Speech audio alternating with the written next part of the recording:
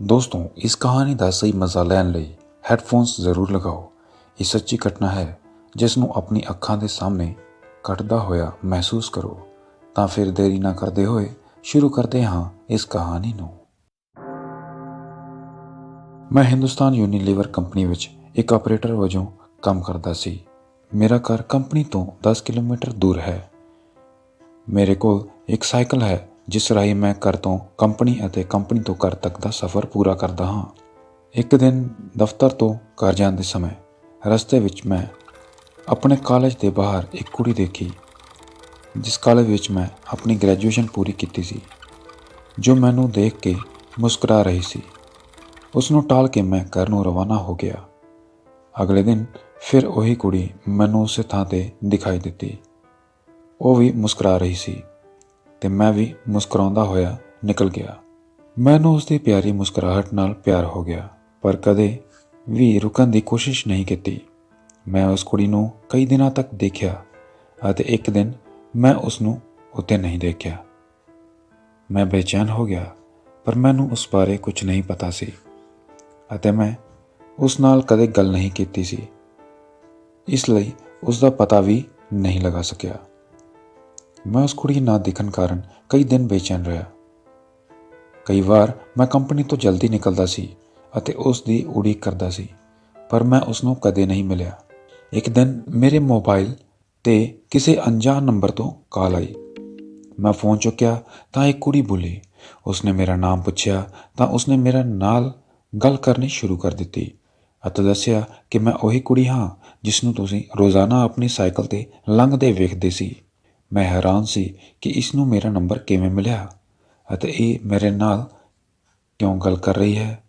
ਪਰ ਮੈਂ ਉਸ ਦੀਆਂ ਮਿੱਠੀਆਂ ਗੱਲਾਂ ਵਿੱਚ ਇੰਨਾ ਗੁਆਚ ਗਿਆ ਕਿ ਮੈਂ ਇਹ ਸਭ ਕੁਝ ਭੁੱਲ ਗਿਆ। ਇੱਕ ਦਿਨ ਉਹਨੇ ਮੈਨੂੰ ਕਾਲਜ ਦੇ ਬਾਹਰ ਮਿਲਣ ਲਈ ਬੁਲਾਇਆ। ਮੈਂ ਅਤੇ ਮੇਰਾ ਦੋਸਤ ਅਸੀਂ ਦੋਵੇਂ ਉਸ ਨੂੰ ਮਿਲਣ ਲਈ ਬਾਈਕ 'ਤੇ ਗਏ ਸੀ। ਕਿਉਂਕਿ ਮੈਂ ਕਦੇ ਇਕੱਲੀ ਕੁੜੀ ਨੂੰ ਨਹੀਂ ਮਿਲਿਆ ਸੀ, ਇਸ ਲਈ ਮੈਂ ਘਬਰਾ ਰਿਹਾ ਸੀ। ਜਿਵੇਂ ਹੀ ਮੈਂ ਤੇ ਮੇਰਾ ਦੋਸਤ ਕਾਲਜ ਦੇ ਬਾਹਰ ਪਹੁੰਚੇ ਤਾਂ ਉਹ ਕੁੜੀ ਕਿਤੇ ਨਜ਼ਰ ਨਹੀਂ ਆ ਰਹੀ ਸੀ। ਮੈਂ ਬਹੁਤ ਫ਼ੋਨ ਕੀਤਾ, ਪਰ ਫ਼ੋਨ ਬੰਦ ਸੀ। ਮੈਂ ਘਰ ਵਾਪਸ ਆਇਆ ਅਤੇ ਜਿਵੇਂ ਹੀ ਮੈਂ ਆਪਣੇ ਘਰ ਦਾਖਲ ਹੋਇਆ, ਮੈਨੂੰ ਫ਼ੋਨ ਆਇਆ ਤਾਂ ਮੈਂ ਗੁੱਸੇ ਨਾਲ ਕਿਹਾ ਕਿ ਅਸੀਂ ਉੱਥੇ ਤੁਹਾਡਾ ਇੰਤਜ਼ਾਰ ਕਰ ਰਹੇ ਸੀ। ਦੂਸਰੀ ਤਰਫ ਉਸ ਦੀ ਮਾਂ ਨੇ ਕਿਹਾ, ਤੂੰ ਪਾਗਲ ਹੋ ਗਿਆ ਹੈ, ਪ੍ਰਿਆ ਨੂੰ ਮਰੇ 3 ਮਹੀਨੇ ਹੋ ਗਏ ਹਨ। ਮੈਂ ਹੱਕਾ ਬੱਕਾ ਰਹਿ ਗਿਆ ਤੇ ਮੇਰੇ ਹੱਥੋਂ ਮੋਬਾਈਲ ਛੁੱਟ ਗਿਆ ਤੇ ਮੈਂ ਬੁਰੀ ਤਰ੍ਹਾਂ ਕੰਬਣ ਲੱਗਾ। ਮੈਂ ਸੋਚਿਆ ਕਿ ਜਿਸ ਕੁੜੀ ਨੂੰ ਮੈਂ ਦੇਖ ਰਿਹਾ ਸੀ ਅਤੇ ਜਿਸ ਨਾਲ ਮੈਂ ਗੱਲ ਕਰ ਰਿਹਾ ਸੀ, ਉਹ ਆਤਮਾ ਸੀ। ਮੈਂ ਅਜੇ ਵੀ ਇਸ 'ਤੇ ਵਿਸ਼ਵਾਸ ਨਹੀਂ ਕਰ ਸਕਦਾ ਸੀ। ਅਗਲੇ ਦਿਨ ਮੈਂ ਪ੍ਰਿਆ ਦੀ ਮਾਂ ਨੂੰ ਦੁਬਾਰਾ ਫ਼ੋਨ ਕੀਤਾ ਅਤੇ ਸਾਰੀ ਘਟਨਾ ਦੱਸੀ ਤਾਂ ਉਸਨੇ ਕਿਹਾ, ਜੇਕਰ ਤੁਹਾਨੂੰ ਮੇਰੀ ਗੱਲ 'ਤੇ ਯਕੀਨ ਨਹੀਂ ਹੈ ਤਾਂ ਮੇਰੇ ਘਰ ਆ ਕੇ ਦੇਖ ਲਵੋ। ਜਦੋਂ ਮੈਂ ਪ੍ਰਿਆ ਦੇ ਘਰ ਗਿਆ ਤਾਂ ਉੱਥੇ ਪ੍ਰਿਆ ਦੀ ਫੋਟੋ 'ਤੇ ਮਾਲਾ ਪਾਈ ਹੋਈ ਸੀ। ਇਹ ਘਟਨਾ ਸੁਣ ਕੇ ਉਸ ਦੀ ਮਾਂ ਭਾਵੁਕ ਹੋ ਗਈ, ਪਰ ਉਸ ਦਿਨ ਤੋਂ ਮੈਂ ਆਪਣਾ ਸਿਮ ਕਾਰਡ ਸੁੱਟ ਦਿੱਤਾ ਅਤੇ ਨਵਾਂ ਨੰਬਰ ਲੈ ਲਿਆ ਅਤੇ ਫਿਰ ਕਦੇ ਫ਼ੋਨ ਨਹੀਂ ਆਇਆ। ਪਰ ਅੱਜ ਵੀ ਮੈਨੂੰ ਅਣਜਾਣ ਨੰਬਰਾਂ ਤੋਂ ਅਕਸਰ ਡਰ ਲੱਗਦਾ ਹੈ। ਦੋਸਤੋ, ਜੇਕਰ ਤੁਹਾਨੂੰ ਮੇਰੀ ਆਪ ਬੀਤੀ ਚੰਗੀ ਲੱਗੀ ਤਾਂ ਸ਼ੇਅਰ ਜ਼ਰੂਰ ਕਰੋ। ਮੈਂ ਇਹ ਕਹਾਣੀ ਪ੍ਰਿਆ ਨੂੰ ਸਮਰਪਿਤ ਕਰਦਾ ਹਾਂ ਅਤੇ ਤੁਹਾਡੇ ਨਾਲ ਆਪਣਾ ਅਤੀਤ ਸਾਂਝਾ ਕਰਨ ਲਈ ਹੌਰਰ ਸਟੋਰੀਜ਼ ਇਨ ਪੰਜਾਬੀ ਦਾ ਧੰਨਵਾਦ ਕਰਦਾ ਹਾਂ। ਦੋਸਤੋ, ਤੁਸੀਂ ਇਸ ਕਹਾਣੀ ਦੇ ਬਾਰੇ ਕੀ ਸੋਚਦੇ ਹੋ, ਕਮੈਂਟ ਕਰਕੇ ਦੱਸੋ। ਖੈਰ, ਚੱਲਦੇ ਹਾਂ ਅਗਲੀ ਕਹਾਣੀ 'ਤੇ। ਭੂਤਾਂ ਦੀ ਲੀਲਾ ਵੀ ਬੇਅੰਤ ਹੈ। ਕਈ ਵਾਰ ਉਹ ਬਹੁਤ ਹੀ ਨਿਮਰਤਾ ਨਾਲ ਪੇਸ਼ ਆਉਂਦੇ ਹਨ ਅਤੇ ਕਈ ਵਾਰ ਉਹਨਾਂ ਦਾ ਕਰੂਪ ਰੂਪ ਚੰਗੇ ਲੋਕਾਂ ਦੇ ਕੱਪੜੇ ਗਿੱਲੇ ਕਰਾ ਦਿੰਦਾ ਹੈ। ਭੂਤ ਪ੍ਰੇਤਾਂ ਵਿੱਚ ਤਾਂ ਬਹੁਤ ਥੋੜ੍ਹੇ ਹੁੰਦੇ ਹਨ ਜਿਨ੍ਹਾਂ ਨੂੰ ਆਸਾਨੀ ਨਾਲ ਕਾਬੂ ਕੀਤਾ ਜਾ ਸਕਦਾ ਹੈ, ਨਹੀਂ ਤਾਂ ਬਹੁਤੇ ਬਾਬਾ ਅਤੇ ਪੰਡਤਾਂ ਨੂੰ ਉਹਨਾਂ ਦੀ ਨਾਨੀ ਯਾਦ ਕਰਾ ਦਿੰਦੇ ਹਨ। ਕਹਾਣੀ ਇੱਕ ਅਜਿਹੇ ਭੂਤ ਦੀ ਹੈ ਜਿਸ ਨੂੰ ਨਾ ਕੋਈ ਬਾਬਾ ਪੰਡਿਤ ਕਾਬੂ ਕਰ ਸਕਦਾ ਸੀ ਅਤੇ ਨਾ ਹੀ ਉਹ ਭੂਤ ਕਿਸੇ ਦੇਵਤੇ ਤੋਂ ਡਰਦਾ ਸੀ। ਉਹ ਭੂਤ ਸੀ ਜਾਂ ਕੋਈ ਹੋਰ? ਆਓ ਇਹ ਪਤਾ ਕਰਨ ਦੀ ਕੋਸ਼ਿਸ਼ ਕਰੀਏ। ਜਦੋਂ ਅਸੀਂ ਪਹਿਲੀ ਵਾਰ ਇਸ ਬਾਰੇ ਸੁਣਿਆ ਤਾਂ ਇਸ ਭੂਤ ਬਾਰੇ ਜਾਣਨ ਦੀ ਸਾਡੀ ਉਤਸੁਕਤਾ ਬਹੁਤ ਤੀਬਰ ਹੋ ਗਈ। ਅਸਲ 'ਚ ਲੋਕਾਂ ਨੂੰ ਪਤਾ ਲੱਗਾ ਕਿ ਇਸ ਭੂਤ ਨੇ ਕਈ ਬਾਬੇ ਪੰਡਤਾਂ ਨੂੰ ਖਿੱਚ ਕੇ ਮਾਰਿਆ ਹੈ ਅਤੇ ਇੰਨਾ ਹੀ ਨਹੀਂ, ਜਦੋਂ ਇਸ ਨੂੰ ਕਿਸੇ ਦੇਵੀ ਦੇਵਤੇ ਦੇ ਸਥਾਨ 'ਤੇ ਲਿਜਾਇਆ ਗਿਆ ਤਾਂ ਇਸ ਨੇ ਖੁੱਲ੍ਹੇਆਮ ਉਸ ਦੇਵਤੇ ਦਾ ਮਜ਼ਾਕ ਉਡਾਉਣਾ ਸ਼ੁਰੂ ਕਰ ਦਿੱਤਾ ਅਤੇ ਉਹਨਾਂ ਨੂੰ ਵੰਗਾਰਿਆ ਕਿ ਪਹਿਲੇ ਪਛਾਣ ਕੌਣ ਮੈਂ। ਅਤੇ ਸ਼ਾਇਦ ਇਸ ਗੱਲ ਦਾ ਜਵਾਬ ਕਿਸੇ ਕੋਲ ਵੀ ਨਹੀਂ ਸੀ ਕਿ ਉਹ ਬਾਬਾ ਹੈ ਜਾਂ ਕਿਸੇ ਦੇਵੀ ਦੇਵਤੇ ਦਾ ਮਹਾਭਗਤ ਜਾਂ ਕੋਈ ਪੁਜਾਰੀ। ਹੁਣ ਤੋਂ ਇਹ ਨਾ ਸੋਚੋ ਕਿ ਇਹ ਕੌਣ ਸੀ ਜਿਸ ਦਾ ਪਤਾ ਵੱਡੇ ਵੱਡੇ ਬਾਬਿਆਂ ਤੇ ਪੰਡਤਾਂ ਨੂੰ ਵੀ ਨਹੀਂ ਸੀ। ਕਿ ਇਹ ਕਹਾਣੀ ਸੁਣ ਕੇ ਵੀ ਇਸ ਰਹੱਸ ਤੋਂ ਪਰਦਾ ਨਹੀਂ ਉੱਠੇਗਾ। ਇਸ ਰਹੱਸਮਈ ਭੂਤ ਦੀ ਪਛਾਣ ਤੋਂ ਪਰਦਾ ਉੱਠੇਗਾ ਅਤੇ ਉਸ ਨੂੰ ਉਸ ਤੋਂ ਬਿਹਤਰ ਕੌਣ ਸਮਝ ਸਕਦਾ ਹੈ। ਬਸ ਕੁਝ ਦੇਰ ਉਡੀਕ ਕਰੋ ਅਤੇ ਕਹਾਣੀ ਨੂੰ ਅੱਗੇ ਵਧਣ ਦਿਓ। ਇਹ ਕਹਾਣੀ ਸਾਡੇ ਪਿੰਡ ਇਲਾਕੇ ਦੀ ਨਹੀਂ ਹੈ। ਇਹ ਸਾਡੇ ਜ਼ਿਲ੍ਹੇ ਦੇ ਨਾਲ ਲੱਗਦੇ ਜ਼ਿਲ੍ਹੇ ਦੇ ਇੱਕ ਪਿੰਡ ਦੀ ਕਹਾਣੀ ਹੈ। ਇਹ ਪਿੰਡ ਪਡਰੌਣਾ ਦੇ ਨੇੜੇ ਹੈ। ਇਸ ਕਹਾਣੀ ਨੂੰ ਭੂਤਾਂ ਵਾਂਗ ਰਹੱਸਮਈ ਬਣਾਏ ਬਿਨਾਂ ਮੈਂ ਸਿੱਧਾ ਆਪਣੀ ਗੱਲ 'ਤੇ ਆਉਂਦਾ ਹਾਂ। ਇਸ ਪਿੰਡ ਵਿੱਚ ਇੱਕ ਪੰਡਿਤ ਜੀ ਹੈ ਜੋ ਬਹੁਤ ਹੀ ਸਾਊ, ਨੇਕ ਅਤੇ ਧਰਮੀ ਵਿਅਕਤੀ ਹੈ। ਇਸ ਕਹਾਣੀ ਦੇ ਵਾਪਰਨ ਤੋਂ ਪਹਿਲਾਂ ਇਹ ਪੰਡਿਤ ਜੀ ਇੱਕ ਜਾਣੇ ਪਛਾਣੇ ਠੇਕੇਦਾਰ ਸਨ ਅਤੇ ਠੇਕੇ ਦੇ ਕੰਮ ਕਾਰਨ ਜ਼ਿਆਦਾਤਰ ਸਮਾਂ ਘਰੋਂ ਦੂਰ ਰਹਿੰਦੇ ਸਨ। ਉਹ ਹਫ਼ਤੇ ਜਾਂ 15 ਦਿਨਾਂ ਵਿੱਚ ਘਰ ਆਉਂਦੇ ਜਾਂਦੇ ਸਨ। ਉਹ ਠੇਕਾ ਲੈ ਕੇ ਸੜਕ ਬਣਾਉਣ ਆਦਿ ਦਾ ਕੰਮ ਕਰਦੇ ਸਨ। ਉਸ ਦੇ ਘਰ ਦੇ ਸਾਰੇ ਲੋਕ ਵੀ ਬਹੁਤ ਪੜ੍ਹੇ ਲਿਖੇ ਅਤੇ ਸਾਊ ਸੁਭਾਅ ਦੇ ਲੋਕ ਸਨ। ਉਸ ਦੀ ਪਤਨੀ ਸੰਤ ਸੁਭਾਅ ਦੀ ਹੈ ਅਤੇ ਇੱਕ ਹੁਨਰਮੰਦ ਗ੍ਰਹਿਣੀ ਹੋਣ ਦੇ ਨਾਲ ਨਾਲ ਉਹ ਬਹੁਤ ਪਵਿੱਤਰ ਹੈ। ਇੱਕ ਵਾਰ ਪੰਡਿਤ ਜੀ ਠੇਕੇ ਦੇ ਕੰਮ 'ਤੇ ਬਾਹਰ ਗਏ ਹੋਏ ਸਨ, ਪਰ 2 ਦਿਨਾਂ ਬਾਅਦ ਵੀ 2 ਵਿਅਕਤੀ ਉਹਨਾਂ ਨੂੰ ਘਰ ਵਾਪਸ ਲੈ ਆਏ। ਉਹਨਾਂ ਦੋਨਾਂ ਵਿਅਕਤੀਆਂ ਨੇ ਪੰਡਿਤ ਜੀ ਦੇ ਪਰਿਵਾਰਕ ਮੈਂਬਰਾਂ ਨੂੰ ਦੱਸਿਆ ਕਿ ਉਹਨਾਂ ਨੂੰ ਨਹੀਂ ਪਤਾ ਕਿ ਪੰਡਿਤ ਜੀ ਕੱਲ੍ਹ ਤੋਂ ਅਜੀਬ ਹਰਕਤਾਂ ਕਿਉਂ ਕਰ ਰਹੇ ਹਨ। ਬੀਤੀ ਰਾਤ ਜਦ 7 ਮਜ਼ਦੂਰਾਂ ਨੇ ਖਾਣਾ ਪਕਾਇਆ, ਉਹਨਾਂ ਨੇ ਜ਼ਿੱਦ ਕੀਤੀ ਅਤੇ ਉਹਨਾਂ ਕੋਲ ਖਾਣਾ ਖਾਣ ਲਈ ਬੈਠ ਗਏ। ਪਰ ਮਜ਼ਦੂਰਾਂ ਨੇ ਕਿਹਾ ਕਿ ਪਹਿਲਾਂ ਤੁਸੀਂ ਪੰਡਿਤ ਜੀ ਖਾਓ, ਫਿਰ ਅਸੀਂ ਖਾਵਾਂਗੇ। ਅਤੇ ਇਸ ਤੋਂ ਬਾਅਦ ਜਦੋਂ ਉਹ ਖਾਣਾ ਖਾਣ ਬੈਠੇ ਤਾਂ ਉਹਨਾਂ ਨੇ 7 ਮਜ਼ਦੂਰਾਂ ਦਾ ਭੋਜਨ ਇਕੱਲੇ ਹੀ ਖਾ ਲਿਆ। ਅਤੇ ਇਸ ਤੋਂ ਇਲਾਵਾ ਉਹ ਇਹ ਭੋਜਨ ਜਾਨਵਰਾਂ ਵਾਂਗ ਖਾ ਰਹੇ ਸੀ, ਮਨੁੱਖਾਂ ਵਾਂਗ ਨਹੀਂ। ਇਸ ਤੋਂ ਬਾਅਦ 2 ਮਜ਼ਦੂਰ ਡਰਦੇ ਮਾਰੇ ਉੱਥੋਂ ਭੱਜ ਗਏ। ਇਸ ਤੋਂ ਬਾਅਦ ਦੋਵੇਂ ਆਦਮੀ ਚਲੇ ਗਏ ਅਤੇ ਪੰਡਿਤ ਜੀ ਵੀ ਆਰਾਮ ਨਾਲ ਆਪਣੀ ਕੋਠੜੀ ਵਿੱਚ ਚਲੇ ਗਏ। ਕੁਝ ਦੇਰ ਬਾਅਦ ਲੁੰਗੀ ਲਪੇਟ ਕੇ ਘਰੋਂ ਬਾਹਰ ਆਏ ਅਤੇ ਪਰਿਵਾਰਕ ਮੈਂਬਰਾਂ ਨੇ ਮਨਾ ਕਰਨ ਦੇ ਬਾਵਜੂਦ ਖੇਤਾਂ ਵੱਲ ਚੱਲ ਪਏ। ਉੱਥੋਂ ਤੱਕ ਕਿ ਘਰ ਦਾ ਇੱਕ ਵਿਅਕਤੀ ਗੁਪਤ ਰੂਪ ਵਿੱਚ ਉਹਨਾਂ ਦਾ ਪਿੱਛਾ ਕਰਦਾ ਸੀ। ਜਦੋਂ ਪੰਡਿਤ ਜੀ ਪਿੰਡੋਂ ਬਾਹਰ ਆਏ ਤਾਂ ਉਹ ਆਪਣੇ ਅੰਬਾਂ ਦੇ ਬਾਗ ਵਿੱਚ ਚਲੇ ਗਏ। ਅੰਬਾਂ ਦੇ ਬਾਗ ਵਿੱਚ ਪਹੁੰਚ ਕੇ ਪੰਡਿਤ ਜੀ ਕੁਝ ਦੇਰ ਤੁਰਦੇ ਰਹੇ, ਪਰ ਪਤਾ ਨਹੀਂ ਅਚਾਨਕ ਉਹਨਾਂ ਨੂੰ ਕੀ ਹੋ ਗਿਆ ਕਿ ਉਹ ਹੇਠਾਂ ਲਟਕ ਰਹੀਆਂ ਅੰਬਾਂ ਦੀਆਂ ਮੋਟੀਆਂ ਟਾਹਣੀਆਂ ਨੂੰ ਇਸ ਤਰ੍ਹਾਂ ਤੋੜਨ ਲੱਗੇ ਜਿਵੇਂ ਉਹਨਾਂ ਵਿੱਚ ਹਨੂਮਾਨ ਦੀ ਤਾਕਤ ਆ ਗਈ ਹੈ। ਟਾਹਣੀਆਂ ਟੁੱਟਣ ਦੀ ਆਵਾਜ਼ ਸੁਣ ਕੇ ਉਸ ਦੇ ਛੋਟੇ ਭਰਾ ਜੋ ਉਸ ਦਾ ਪਿੱਛਾ ਕਰ ਰਹੇ ਸੀ ਬਾਗ ਵੱਲ ਭੱਜੇ ਅਤੇ ਉਸ ਨੂੰ ਅਜਿਹਾ ਕਰਨ ਤੋਂ ਰੋਕਣ ਦੀ ਕੋਸ਼ਿਸ਼ ਕੀਤੀ। ਜਦੋਂ ਉਸ ਦੇ ਛੋਟੇ ਭਰਾ ਨੇ ਬਹੁਤ ਹੀ ਮਿੰਨਤਾਂ ਨਾਲ ਉਹਨਾਂ ਨੂੰ ਮਨਾਇਆ ਤਾਂ ਪੰਡਿਤ ਜੀ ਥੋੜ੍ਹਾ ਸ਼ਾਂਤ ਹੋ ਗਏ ਅਤੇ ਘਰ ਆ ਗਏ। ਇਸ ਘਟਨਾ ਤੋਂ ਬਾਅਦ ਪੰਡਿਤ ਜੀ ਦੇ ਪੂਰੇ ਪਰਿਵਾਰ ਦੇ ਨਾਲ ਉਸ ਦਾ ਸਾਰਾ ਪਿੰਡ ਸ਼ੱਕ ਦੇ ਘੇਰੇ ਵਿੱਚ ਰਹਿਣ ਲੱਗਾ। ਇੱਕ ਦਿਨ ਫਿਰ ਕੀ ਹੋਇਆ ਕਿ ਪੰਡਿਤ ਜੀ ਆਪਣੀ ਕੋਠੜੀ ਵਿੱਚ ਬੈਠੇ ਆਪਣੇ ਬੱਚੇ ਨੂੰ ਪੜ੍ਹਾ ਰਹੇ ਸਨ ਅਤੇ ਉਹਨਾਂ ਦੀ ਪਤਨੀ ਉੱਤੇ ਬੈਠੀ ਰਾਮਾਇਣ ਪੜ੍ਹ ਰਹੀ ਸੀ। ਅਚਾਨਕ ਉਹਨਾਂ ਦੀ ਪਤਨੀ ਨੇ ਕੀ ਦੇਖਿਆ, ਪੰਡਿਤ ਜੀ ਦਾ ਸਰੀਰ ਸੁੱਜ ਰਿਹਾ ਹੈ ਅਤੇ ਉਹਨਾਂ ਦਾ ਚਿਹਰਾ ਵੀ ਗੁੱਸੇ ਨਾਲ ਲਾਲ ਹੋ ਰਿਹਾ ਹੈ। ਜਦੋਂ ਤੱਕ ਪੰਡਿਤ ਜੀ ਦੀ ਪਤਨੀ ਨੂੰ ਕੁਝ ਸਮਝ ਆਉਂਦਾ, ਉਦੋਂ ਤੱਕ ਪੰਡਿਤ ਜੀ ਆਪਣੇ ਹੀ ਪੁੱਤਰ ਦਾ ਸਿਰ ਆਪਣੇ ਮੂੰਹ ਵਿੱਚ ਲੈ ਕੇ ਇਸ ਤਰ੍ਹਾਂ ਕਰ ਰਹੇ ਸਨ ਜਿਵੇਂ ਉਸ ਨੂੰ ਚਬਾ ਹੀ ਦੇਵੇਗਾ। ਪਰ ਉਹਨਾਂ ਦੀ ਪਤਨੀ ਡਰੀ ਨਹੀਂ ਅਤੇ ਸੱਭਿਅਕ ਭਾਸ਼ਾ ਵਿੱਚ ਬੱਚੇ ਨੂੰ ਛੱਡਣ ਦੀ ਬੇਨਤੀ ਕੀਤੀ। ਅਚਾਨਕ ਪੰਡਿਤ ਜੀ ਨੇ ਬੱਚੇ ਦਾ ਸਿਰ ਆਪਣੇ ਮੂੰਹ ਵਿੱਚੋਂ ਕੱਢ ਲਿਆ ਅਤੇ ਸ਼ਾਂਤ ਹੋ ਕੇ ਰੋਂਦੇ ਬੱਚੇ ਦੇ ਸਿਰ ਨੂੰ ਸੰਭਾਲਣ ਲੱਗੇ। ਇਸ ਘਟਨਾ ਤੋਂ ਬਾਅਦ ਪੰਡਿਤ ਜੀ ਦੇ ਪਰਿਵਾਰਕ ਮੈਂਬਰਾਂ ਦੀ ਸ਼ਾਂਤੀ ਅਤੇ ਨੀਂਦ ਉੱਡ ਗਈ। ਪੂਜਾ ਕਰਾਉਣ ਦੇ ਨਾਲ ਉਹਨਾਂ ਨੇ ਕਈ ਡਾਕਟਰਾਂ ਨਾਲ ਵੀ ਸੰਪਰਕ ਕੀਤਾ, ਇੱਥੋਂ ਤੱਕ ਕਿ ਉਸ ਨੂੰ ਕਈ ਵੱਡੇ ਹਸਪਤਾਲਾਂ ਵਿੱਚ ਵੀ ਦਿਖਾਇਆ ਗਿਆ, ਪਰ ਡਾਕਟਰਾਂ ਦੀ ਕੋਈ ਵੀ ਦਵਾਈ ਕੰਮ ਨਾ ਆਈ ਅਤੇ 1-2 ਦਿਨ ਪੰਡਿਤ ਜੀ ਇੱਕ ਨਾ ਇੱਕ ਘਿਨਾਉਣੀ ਹਰਕਤ ਕਰਕੇ ਸਾਰਿਆਂ ਨੂੰ ਦਹਿਸ਼ਤ ਵਿੱਚ ਪਾ ਦਿੰਦੇ ਸੀ।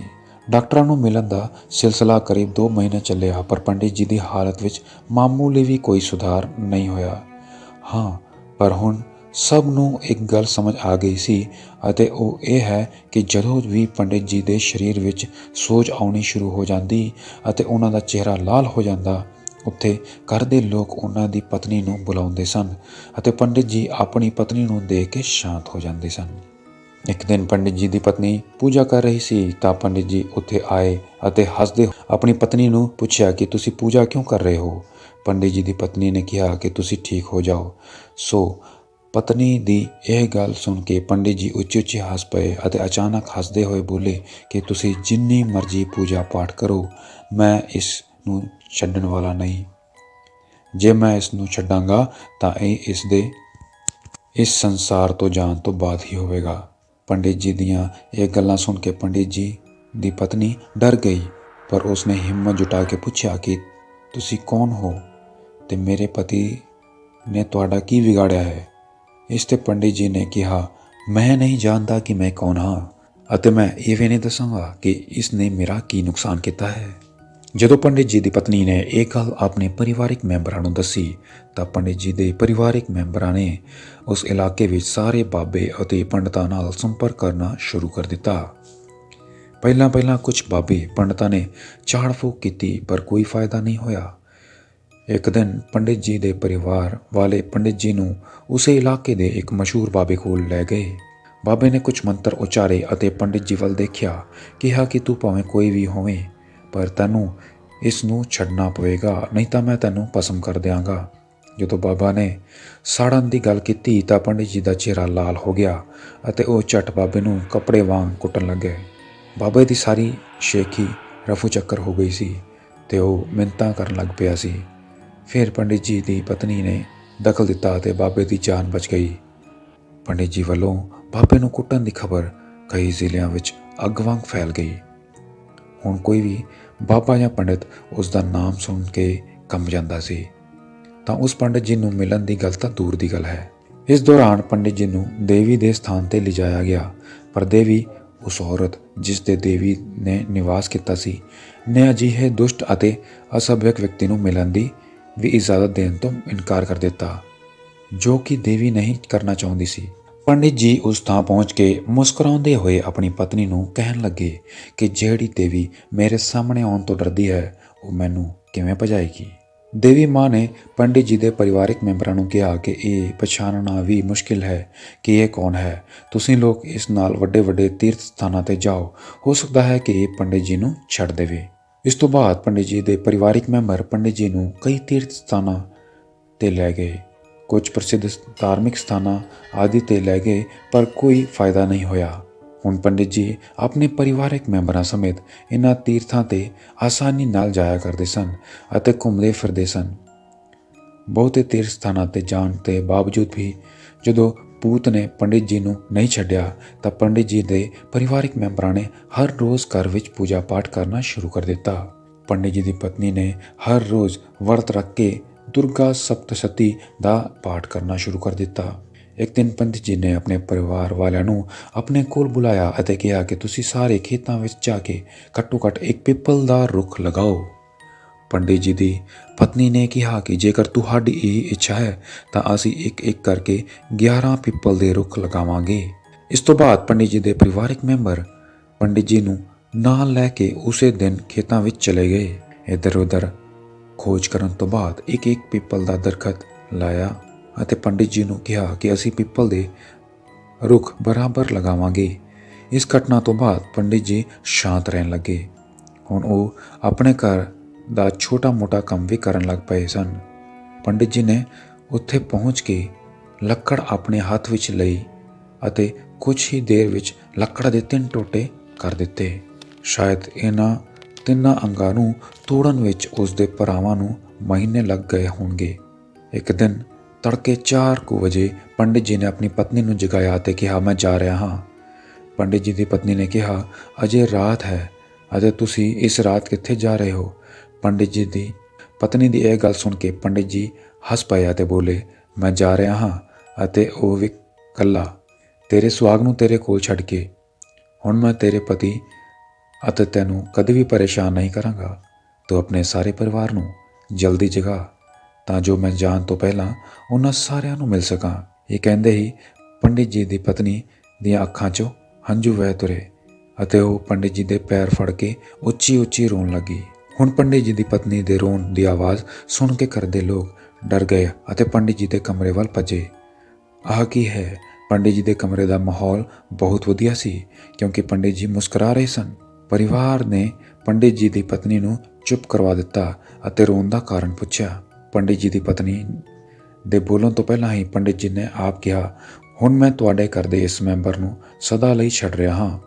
ਹੁਣ ਮੈਂ ਤੈਨੂੰ ਕਦੇ ਤਕਲੀਫ ਦੇਣ ਲਈ ਨਹੀਂ ਆਵਾਂਗਾ। ਜਿਵੇਂ ਹੀ ਪੰਡਿਤ ਜੀ ਨੇ ਇਹ ਕਿਹਾ, ਪੰਡਿਤ ਜੀ ਦੀ ਪਤਨੀ ਨੇ ਕਿਹਾ, ਤੁਸੀਂ ਜੋ ਵੀ ਹੋ, ਮੇਰੀਆਂ ਗਲਤੀਆਂ ਨੂੰ ਮਾफ़ ਕਰੋ। ਕੀ ਮੈਂ ਜਾਣ ਸਕਦੀ ਹਾਂ ਤੁਸੀਂ ਕੌਣ ਹੋ ਅਤੇ ਤੁਸੀਂ ਮੇਰੇ ਪਤੀ ਨੂੰ ਕਿਉਂ ਪਕੜਿਆ?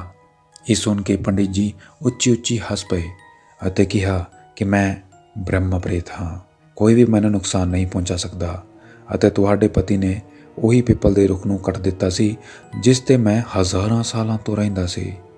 ਇਸ ਨੇ ਮੇਰਾ ਘਰ ਬਰਬਾਦ ਕਰ ਦਿੱਤਾ ਸੀ, ਇਸ ਲਈ ਮੈਂ ਇਸ ਨੂੰ ਵੀ ਤਬਾਹ ਕਰਨ ਦਾ ਫੈਸਲਾ ਕੀਤਾ ਸੀ, ਪਰ ਤੁਹਾਡੇ ਲੋਕਾਂ ਦੀ ਅੱਛਾਈ ਨੇ ਮੈਨੂੰ ਅਜਿਹਾ ਕਰਨ ਤੋਂ ਰੋਕਿਆ। ਇਸ ਘਟਨਾ ਤੋਂ ਬਾਅਦ ਬ੍ਰਹਮਾ ਪ੍ਰੇਤ ਮਹਾਰਾਜ ਜੀ ਪੰਡਿਤ ਜੀ ਨੂੰ ਛੱਡ ਕੇ ਸਦਾ ਲਈ ਚਲੇ ਗਏ। ਅੱਜ ਪੰਡਿਤ ਜੀ ਅਤੇ ਉਹਨਾਂ ਦਾ ਪਰਿਵਾਰ ਬਹੁਤ ਖੁਸ਼ ਅਤੇ ਖੁਸ਼ਹਾਲ ਹੈ। ਪਰ ਬ੍ਰਹਮਾ ਪ੍ਰੇਤ ਮਹਾਰਾਜ ਦੇ ਜਾਣ ਤੋਂ ਬਾਅਦ ਵੀ ਜੇਕਰ ਕੁਝ ਬਚਿਆ ਹੈ ਤਾਂ ਉਹਨਾਂ ਦੀਆਂ ਯਾਦਾਂ ਅਤੇ ਖਾਸ ਕਰਕੇ ਉਹਨਾਂ ਬਾਬਿਆਂ ਦੇ ਮਨ ਵਿੱਚ ਡਰ ਜਿਨ੍ਹਾਂ ਦਾ ਭਾਲਾ ਇਸ ਬ੍ਰਹਮਾ ਪ੍ਰੇਤ ਜੀ ਦੇ ਨਾਲ ਪਿਆ ਸੀ ਅਤੇ ਜਿਨ੍ਹਾਂ ਕਾਰਨ ਇਹਨਾਂ ਬਾਬਿਆਂ ਨੇ ਆਪਣਾ ਬਾਬਾ ਪੁਣਾ ਛੱਡ ਦਿੱਤਾ ਸੀ।